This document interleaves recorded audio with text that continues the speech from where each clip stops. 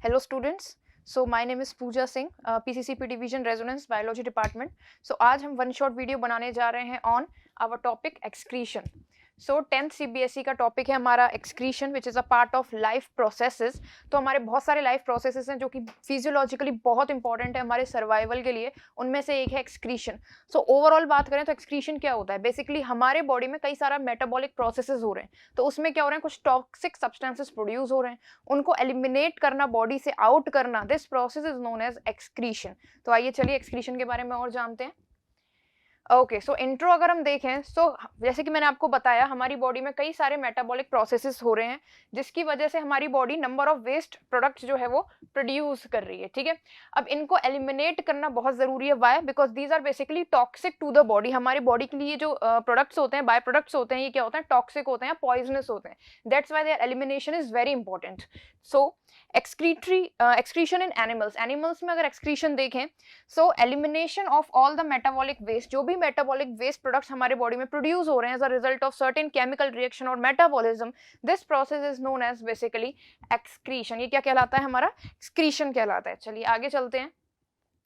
Next is, so the word comes defecation और egestion. So what is basically defecation और egestion? So removal of indigestible substances. ऐसे substances जो हमारी body digest नहीं कर पाई है या हमारी बॉडी इनकैपेबल है उसे डाइजेस्ट करने में, उनका रिमूवल बॉडी से, that is the passage of faecal matter through the anus. Anus के थ्रू फीकल मैटर का जो पैसेज होता है that is known as defecation और इजेशन. ठीक है, तो डिफरेंस क्या है? Is the fact that faecal matter is not produced by metabolism. Faecal matter is a result of digestion. Okay, so digestion में क्या होता है हमारा कि जो कॉम्प्लेक्स मॉलिक्यूल्स होते हैं they are converted into simple molecules. ठीक है, सो बाय डाइजेशन प्रोसेस के थ्रू ही जो हमारा डेफिकेशन या इजेशन है, it is a part of digestion process, not the part of metabolism. Metabolism में क्या होता है? डाइजेशन के थ्रू जो भी चीजें एब्जॉर्ब होती हैं हमारे बॉडी में, जो भी न्यूट्रिएंट्स एब्जॉर्ब होते हैं, उनके थ्रू जो एनर्जी बनती है उनको तोड़ने के बाद रेस्पिरेशन में, उस एनर्जी का यूटिलाइजेशन बॉडी कैसे कर रही है, that is metabolism. Okay, so basically this is the difference in between digestion and metabolism. आगे चलते हैं. Now next word come secretion. What is secretion basically? तो सिक्रीशन प्रोडक्शन है यूजफुल सब्सटेंसेस का, जैसे कि एंजाइम्स का एंड हार्मोन्स का थ्रू मेटाबॉलिज्म. ओके, आगे बात करते हैं हमारे बॉडी में कौन कौन से वेस्ट प्रोडक्ट्स हैं जिनको बॉडी बाहर एलिमिनेट करती है. तो सबसे पहले आता है कार्बन डाइऑक्साइड. तो carbon dioxide which is a result of respiratory process going on in our lungs, basically cells. उनमें क्या होता है कि कार्बन डाइऑक्साइड हमारी बॉडी से लंग्स के थ्रू क्या हो जाते हैं? एलिमिनेट हो जाते हैं. नेक्स्ट आता है कुछ नाइट्रोजनस मेटाबॉलिक वेस्ट प्रोडक्ट्स हैं जो हमारी बॉडी बाहर एक्सक्रीट आउट करती है, जैसे कि यूरिया हो जाता है एंड यूरिक एसिड हो जाता है, जो कि प्रोड्यूस होता है हमारे लिवर में. और हमें पता है कि लिवर में यूरिया प्रोड्यूस करने का जो एक साइकिल है that is known as ornithine cycle. Ornithine cycle के थ्रू हमारी बॉडी जो है वो क्या प्रोड्यूस करती है? यूरिया प्रोड्यूस करती है, जैसे कि बाहर उससे एलिमिनेट किया जाता है. ठीक है, आगे देखते हैं. नेक्स्ट है हमारी बॉडी और क्या एक्सक्रीट करती है? Excess salt, water and vitamins को एक्सक्रीट करती है. जब इन चीज़ों का कंसंट्रेशन जो है हमारी बॉडी में एक रिक्वायर्ड लेवल से ज़्यादा हो जाता है तो ये चीज़ें हमारी बॉडी में हार्मफुल हो जाती हैं. तो इनका एक्सक्रीशन भी क्या हो जाता है? रिक्वायर्ड हो जाता है, मस्ट हो जाता है. आगे बात करते हैं ह्यूमन एक्सक्रीटरी सिस्टम की, कि ह्यूमन एक्सक्रीटरी सिस्टम के क्या क्या पार्ट्स हैं बेसिकली. तो एक्सक्रीटरी सिस्टम जो है ह्यूमन का, उसके पार्ट्स आते हैं हमारे पेयर ऑफ किडनी, किडनीज का एक pair, a pair of ureters, kidney में से निकलने वाले दो हमारे यूरेटर्स होते हैं, उनका पेयर होता है. अ यूरिनरी ब्लैडर, जहां यूरेटर जाके मिलते हैं, that is urinary bladder, and a urethra, एक यूरेथ्रा. आगे अगर बात करते हैं तो ह्यूमन एक्सक्रीटरी सिस्टम का जो फंक्शन है वो क्या है? वेस्ट से गेट रिड होना, बॉडी को गेट रिड करना वेस्ट से, because it is very harmful for our body. चलिए आगे चलते हैं. So here is the excretory system of humans. Here you can see this is our right kidney, this is the left kidney. ठीक है, here comes the renal artery या kidney artery, here renal vein या kidney vein आप कह सकते हैं. यहाँ से जो भी हमारे वेस्ट प्रोडक्ट्स होते हैं वो किडनी के अंदर एंटर करते हैं.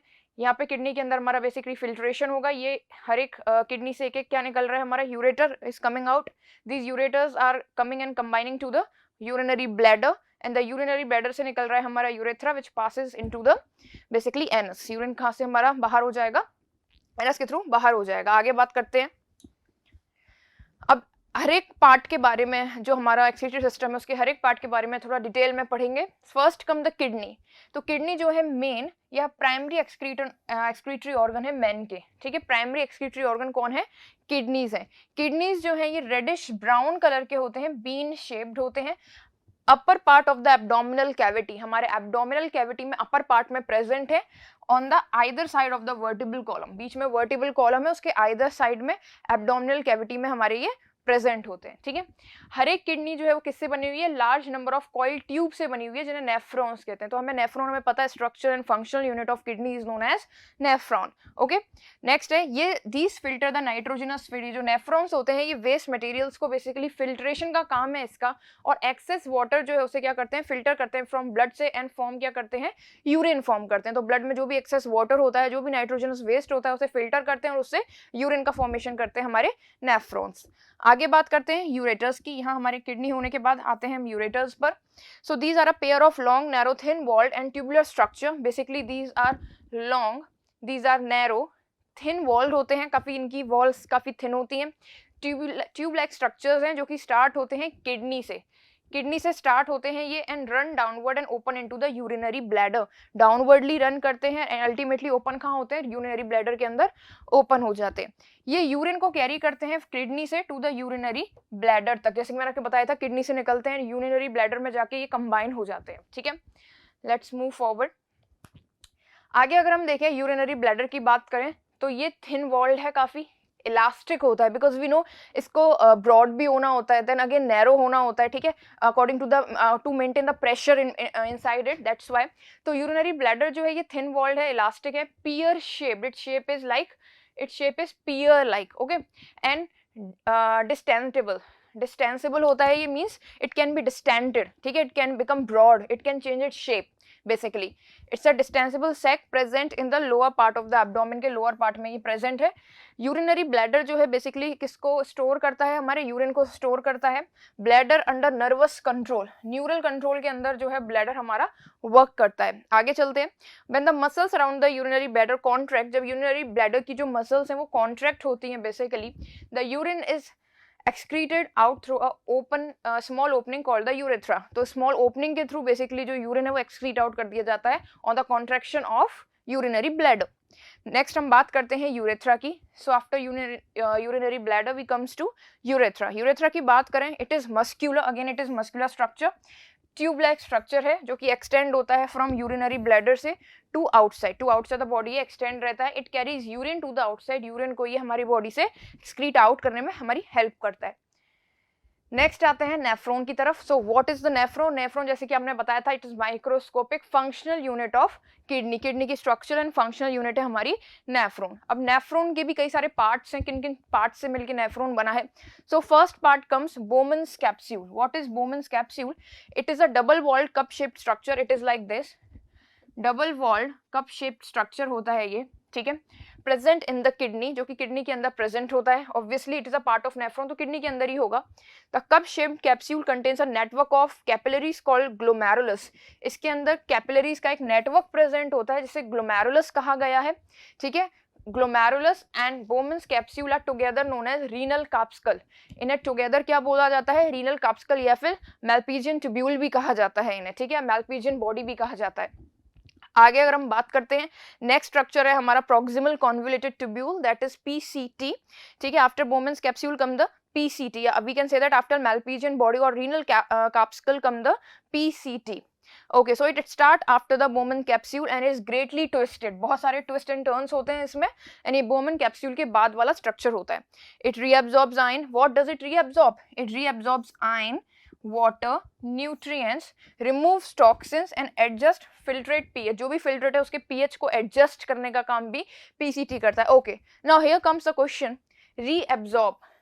Why the word reabsorb? Re is coming before absorb because एक बार reabsorption water का हो चुका है हमारे large intestine में, absorption हो चुका है, इसीलिए यहाँ पे word use किया है हमने reabsorb। आगे बात समझ में? Okay, next चलते हैं। Next come Henle's loop. So Bowman's capsule हो गया, हमने पढ़ा, along with the glomerulus it is making Malpighian body basically, और we can say renal corpuscle. उसके बाद हमारा प्रॉक्सिमल कॉन्वोल्यूटेड ट्यूब्यूल हो गया, that is PCT. Next comes the Henle's loop. Henle's loop अगर हम देखें तो it is basically U shaped tubule, U shape की इस तरह से कुछ यू शेप लाइक ट्यूब्यूल रहती है ये। It helps in reabsorption of, किसका रीअब्जॉर्प्शन होगा यहाँ पे, सोडियम का, क्लोराइड आयंस का और वाटर का। इन सभी चीजों का एक्चुअली एब्जॉर्प्शन हमारे इंटेस्टाइन में हो चुका है, ठीक है। यहाँ पर ये रीएब्जॉर्प्शन हो रहा है, that's why the word again and again reabsorption is coming here, ठीक है। नेक्स्ट बात करते हैं डिस्टल कॉन्वोल्यूटेड ट्यूब्यूल की, that is DCT. After loop of Henle comes the DCT. It refers to the convoluted portion of nephron between the loop of Henle and collecting duct. Okay, so last part of nephron we can say that collecting duct है। काफी सारे nephrons की जो डीसीटीज हैं वो हमारे collecting duct में आकर ओपन अप होती हैं, ठीक है। तो कॉन्वोल्यूटेड पोर्शन जो है नेफ्रॉन का, ये लूप ऑफ हेनले और कलेक्टिंग डक्ट के बीच में प्रेजेंट है डीसीटी।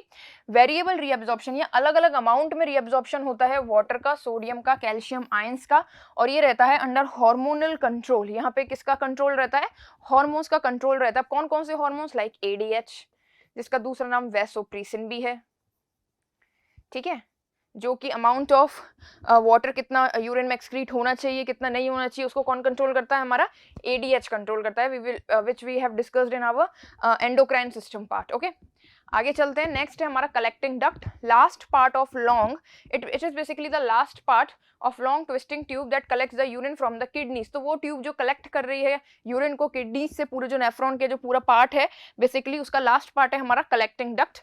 वेरिएबल रीअब्जॉर्प्शन होता है, इसमें वेरी करता है depending upon the concentration of the hormone and etcetera. तो वेरिएबल रीअब्जॉर्प्शन होता है वाटर का एंड आयंस का बेसिकली। कलेक्टिंग ट्यूब्यूल रिसीव करता है distal tubules of several uriniferous tubules का, सेवरल नेफ्रॉन्स का बेसिकली डीसीटी इससे आके अटैच होते हैं हमारे कलेक्टिंग ट्यूब्यूल से, ठीक है। Several such tubules unite to form a large collecting duct. कई सारे ट्यूब्यूल्स बेसिकली एक लार्ज कलेक्टिंग डक्ट बनाते हैं। कई सारे नेफ्रॉन्स जो हैं वो आके उनके जो डीसीटीज हैं वो किस में जुड़ते हैं, हमारे कलेक्टिंग ट्यूब्यूल में जुड़ जाते हैं। चलिए आगे चलते हैं। So here you can see the diagram, but before that let's study this paragraph. Chemical composition क्या है यूरिन की वो हम यहाँ देखेंगे, तो बहुत important, it is very important board point of view से। सो नॉर्मल यूरिन जो है, ह्यूमन यूरिन, वो कंसिस्ट करता है 95% water and 5% of solid waste उसमें रहता है, ठीक है। ऑर्गेनिक कंपाउंड्स क्या क्या रहते हैं उसमें, urea, creatinine, uric acid, and inorganic compound कौन कौन से रहते हैं, NaCl, KCl, that is potassium chloride, sodium chloride and ammonia. So these are some inorganic, organic constituents present in the urine, and amount of water in urine is 95%, solid waste जो organic और inorganic compound together form करते हैं वो केवल 5% है। अब यहाँ पे हम देखते हैं function unit of kidney nephron का डायग्राम, जो कि बहुत इंपॉर्टेंट है एग्जाम पॉइंट ऑफ व्यू से अगेन। तो ये हम देखते हैं ब्रांच है हमारे रीनल आर्टरी की, यहाँ से एफरेंट एट्रियोल आ रहा है यहाँ पे हमारा। ये हमारा जो स्ट्रक्चर है, again this structure is known as basically what, Bowman's capsule, and this structure which हमने कहा कि कैपिलरीज के थ्रू बनता है, that is known as glomerulus, and these both togetherly form the Malpighian body, और ये we can say that renal corpuscle, ठीक है। इसके बाद आगे ये डाउनवर्डली प्रोजेक्ट होता है हमारा, इसको क्या कहते हैं हम, PCT, this is known as basically proximal convoluted tubule, इसे पीसीटी बोलेंगे। इसके बाद नेक्स्ट कम हमारा लूप ऑफ हेनले आता है, इसके बाद here comes what, here comes the, ये हमारा लूप्स ऑफ हेनले हो जाते हैं, ठीक है। After loop of Henle comes what, yes, after loop of Henle comes our basically DCT, ये हमारा डीसीटी हो जाता है। अब डीसीटी आप यहाँ देख रहे हैं कि ये भी एक नेफ्रॉन का डीसीटी है, ये भी एक नेफ्रॉन का डीसीटी है। तो कई सारे नेफ्रॉन के जो डीसीटीज हैं हमारे बेसिकली वो किस में ओपन अप होते हैं, हमारे कलेक्टिंग डक्ट में ओपन अप होते हैं, ओके। तो इस तरीके से ये हमारा पूरा स्ट्रक्चर रहता है नेफ्रॉन का, जिसकी फंक्शन भी हमने पढ़ी अलग अलग पार्ट की, और इसका स्ट्रक्चर भी हमने देखा डिटेल में और अब diagrammatically. Okay, so let's move forward now. आगे बात करते हैं यूरिन फॉर्मेशन, आखिर यूरिन फॉर्मेशन होता कैसे है, ठीक है।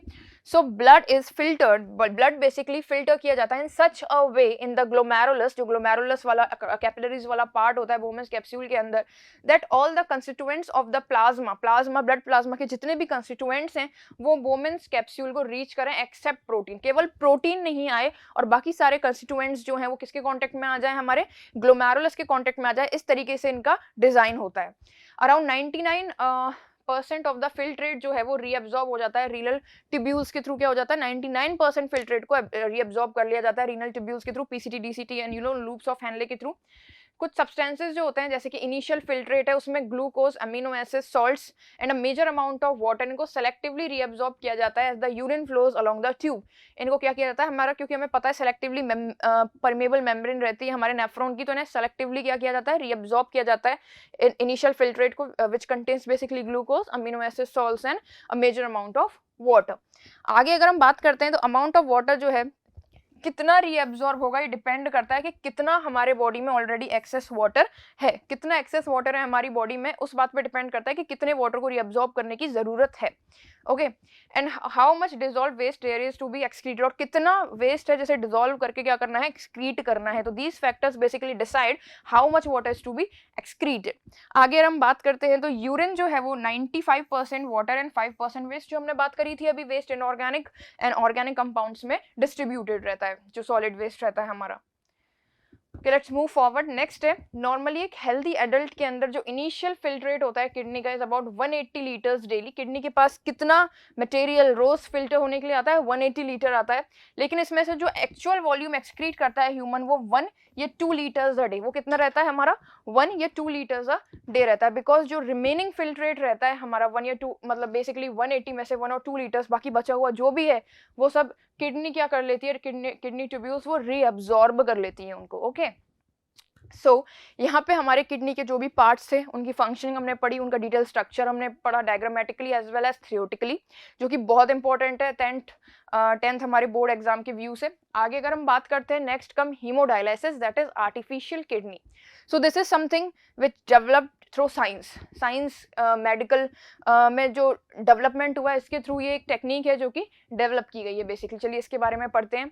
कभी कभी क्या होता है इन सम एक्सीडेंट्स और in some unfavourable situations and conditions, हमारा 1 किडनी जो है, we know that we have 1 pair of kidney, means we have 2 kidneys in total. So एक किडनी जो है अगर हमारी बाई चांस लॉस हो जाए उसका इन एनी सिचुएशन, या वो डैमेज हो जाए किसी भी तरह का उसमें, तो जो अदर किडनी है it can perform the function of both the kidneys. दोनों किडनी के फंक्शन जो है वो एक किडनी परफॉर्म कर सकती है, एंड पर्सन जो है वो एक नॉर्मल लाइफ को लीड कर सकता है। बट कभी कभी इन सम सिचुएशंस अगर बोथ किडनीज फेल हो जाएं तो it leads to death, because दोनों ही किडनी फेल हो जाती हैं तो it can cause death only, severe condition है। तो प्रोसीजर जो यूज होता है बेसिकली क्लीनिंग लेना, now this is the definition of dialysis जो कि हम पढ़ने जा रहे हैं। वो प्रोसीजर जिसके थ्रू क्लीन किया जाता है ब्लड पर्सन का by separating the waste substance from it, that is urea. जो हमारे ब्लड में वेस्ट सब्सटेंस है दैट इज यूरिया, उसको हमारे ब्लड से निकालना और ब्लड को क्लीन करना, that process is known as basically dialysis. इस प्रोसेस को क्या कहा जाता है, हमारे डायलिसिस कहा जाता है। नेक्स्ट अगर हम बात करें, haemodialysis is a procedure, haemodialysis एक ऐसा प्रोसीजर है where a dialysis machine and a special filter called artificial kidney is used to clean blood. Now it is the definition of dialysis and here is the definition of hemodialysis. ठीक है, यहाँ पे हमारी definition आ जाती है basically haemodialysis की। तो next, haemodialysis एक ऐसा प्रोसीजर है जिसमें डायलिसिस मशीन यूज होती है और एक स्पेशल फिल्टर यूज होता है जिसे आर्टिफिशियल किडनी भी कहते हैं, जिससे कि ब्लड को क्लीन किया जाता है। ठीक है, आगे चलते हैं।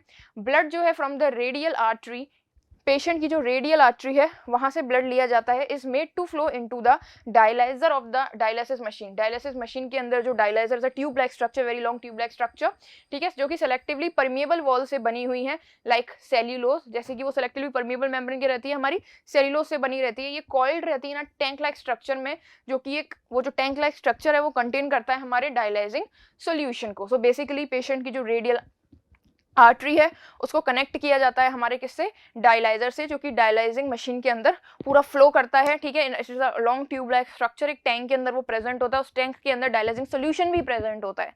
ठीक है, अब आगे देखते हैं इसकी फंक्शनिंग को। सो डायलाइजिंग सोल्यूशन कंटेन्स वाटर, वो जो डायलाइजिंग सोल्यूशन हम आगे डायग्रामेटिकली भी देखेंगे, ठीक है, उसमें प्रेजेंट होता है हमारा वाटर, ग्लूकोज, सॉल्ट्स और सिमिलर कंसंट्रेशन में होते हैं वो, जो कि नॉर्मल ब्लड में होते हैं। As a patient blood passes, जैसे ही पेशेंट का ब्लड पास करता है थ्रू डायलाइजिंग सोल्यूशन से पेशेंट का ब्लड पास करता है, तो मोस्ट ऑफ द वेस्ट जो है लाइक यूरिया जो कि प्रेजेंट होता है उसके ब्लड में, पेशेंट के ब्लड में, वो सेलेक्टिवली परमिएबल मेम्ब्रेन, जो कि डायलाइजर की सेलेक्टिवली परमिएबल मेम्ब्रेन होती है जो कि सेल्यूलोज से बनी है, उससे पास हो जाता है और डायलाइजिंग सोल्यूशन में आ जाता है। एक तरफ से डायलाइजिंग सोल्यूशन क्लीन डाला जाता है और दूसरी तरफ से उसे जो वेस्ट डायलाइजिंग सोल्यूशन है उसे निकाला जाता है। इस तरीके से बेसिकली द क्लीन ब्लड जो है वो पंप दोबारा किया जाता है into the when of the patient arm की आर्टरी के थ्रू, रेडियल आर्टरी के थ्रू तो क्या लिया जाता है, इम्प्योर ब्लड लिया जाता है डायलाइजर में, और रेडियल वेन के थ्रू क्या एंटर किया जाता है, क्लीन ब्लड को एंटर किया जाता है पेशेंट के आर्म में, बेसिकली बॉडी में। In case of permanent damage to the kidneys में, अगर परमानेंट डैमेज है, ठीक है, तो डायलिसिस परफॉर्म करना पड़ता है at least 12 hours twice a week, week में 2 बार at least 12 hours dialysis is important if your kidney is damage permanently, ठीक है। नाउ डेज डिसीज्ड किडनी जो है वो उसे रिप्लेस भी किया जा सकता है, दैट इज किडनी ट्रांसप्लांटेशन। एक और अगर हम कहें कि मेडिकल ने थोड़ी और हमारी आगे इम्प्रूव कर लिया है, मेडिकल टेक्नोलॉजी ने, साइंस ने, सो अगर आप नहीं चाहते डायलिसिस कराना तो if you can afford basically kidney transplantation तो you can go for it. आगे चलते हैं।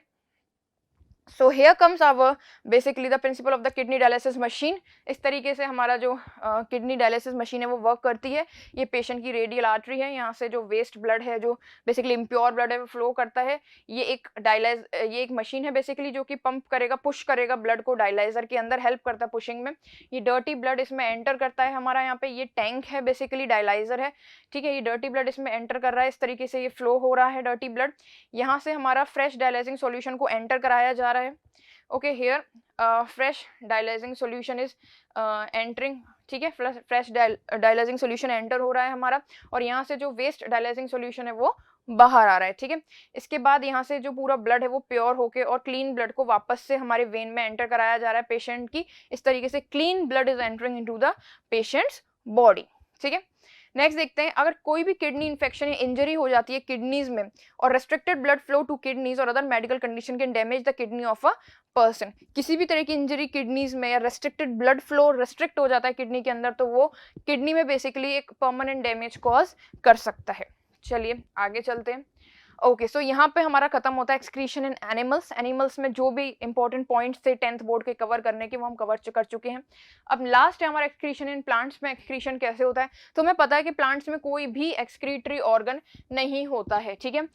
प्लांट्स कम वेस्ट प्रोडक्ट्स भी प्रोड्यूस करते हैं एज कंपेयर टू एनिमल्स, क्योंकि हमें पता है कि animals are more complex than plants, ज्यादा कॉम्प्लेक्स बॉडी है हमारी, सो कॉम्प्लेक्स ही फिजियोलॉजी है, ठीक है। तो मेन वेस्ट प्रोडक्ट्स जो रहते हैं प्लांट के, वो रहते हैं CO2 in case of respiration, O2 in case of photosynthesis, water vapor which you excrete out from plants in the form of मतलब transpiration के through. These substances are excreted by stomata और leaf, ये stomata जो होता है leaf के, उसके through excrete out किए जाते हैं, and sometimes other parts of the plant के कुछ और parts भी होता है, उनके through भी इसको excrete किया जाता है, like stem through photosynthesis. If stem is green then it can also perform photosynthesis, we all know that. आगे बात करते हैं, प्लांट एक्सक्रीट करते हैं कार्बन डाइऑक्साइड को produced as a waste during respiration. तो रेस्पिरेशन में पता है कि हर एक लिविंग ऑर्गेनिज्म रेस्पिरेशन के थ्रू क्या रिलीज करता है, कार्बन डाइऑक्साइड रिलीज करता है, ठीक है। और oxygen as a waste product के वेस्ट प्रोडक्ट निकलती है oxygen in the daytime, sunlight जब रहती है उस टाइम फोटोसिंथेसिस का प्रोसेस होता है, CO2 को कैप्चर करता है प्लांट एंड O2 को रिलीज करता है, द बाय प्रोडक्ट और we can say that waste product, but which is very useful for us. आगे बात करते हैं, वाटर वेपर जो प्रोड्यूस होता है रेस्पिरेशन में, जो मेटाबॉलिक वेस्ट वाटर प्रोड्यूस होता है, उसको कैसे रिलीज करते हैं plant, basically by process called transpiration. जैसे कि हमारे बॉडी के अंदर, ह्यूमन बॉडी के अंदर या किसी भी एनिमल बॉडी के अंदर स्वेटिंग प्रोसेस है मेटाबॉलिक वाटर को, वेस्ट वाटर को रिलीज करने का, या फिर यूरिन के थ्रू होता है, उस तरह से प्लांट के अंदर जो प्रोसेस है वेस्ट वाटर को रिलीज करने का, दैट इज ट्रांसपिरेशन, ठीक है, which occurs through stomata either present on the leaf और द स्टेम, ठीक है, डिपेंडिंग ऑन द कि जो स्टेम है वो वुडी प्लांट की होगी तो there will be lenticels, and if अगर वो हमारी ग्रीन लीफ पे होगी तो इट विल बी स्टोमेटा, ठीक है।